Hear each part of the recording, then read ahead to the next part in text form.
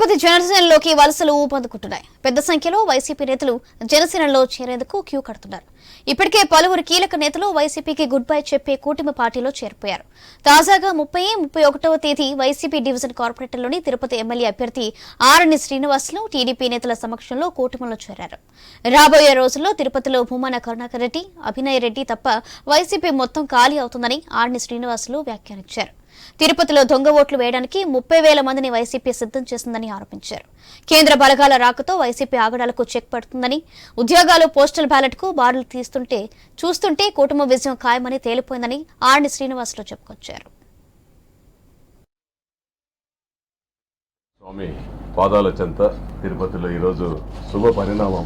వెంకటేశ్వర స్వామి గారి ఆశీస్సులతో ముందుగానే ఇద్దరు కార్పొరేటర్లు వైఎస్ఆర్ కాంగ్రెస్ పార్టీకి రాజీనామా చేసి తెలుగుదేశం పార్టీలో చేరడం కూడా జరిగింది. వాళ్ళల్లో కూడా అనిత, సంధ్య వాళ్ళందరూ కూడా రావడం జరిగింది. తిరుపతి నియోజకవర్గంలో నామినేషన్ వేసినప్పటి నుంచి కరుణాకర్ రెడ్డి వాళ్ళ తనయుడు అభినయ్ రెడ్డి ఆటలకు అదే రోజు మొత్తం అయ్యేదానికి ప్రారంభమైందనేసి కూడా శుభసూచకం. దానికి తగిన విధముగా రోజు ఇటు తెలుగుదేశం పార్టీలో వేలాది మంది చేరడం, జనసేన పార్టీలో వేలాది మంది చేరడం ఈ తిరుపతి పట్టణంలో జరుగుతోంది.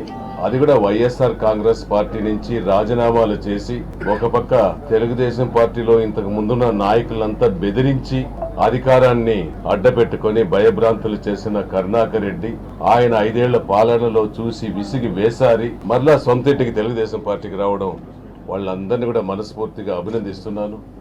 కొంతమంది జనసేన నాయకులు, జనసేన యువకులు, వీర మహిళలు కూడా వందలాది మంది, వేలాది మంది రోజు పార్టీలో ఏ డివిజన్కి ఆ డివిజన్లో పార్టీలో చేరుతుండడం కూడా తిరుపతి పట్టణంలో జరుగుతోంది. ఎక్కడ వెళ్ళినా తెలుగుదేశం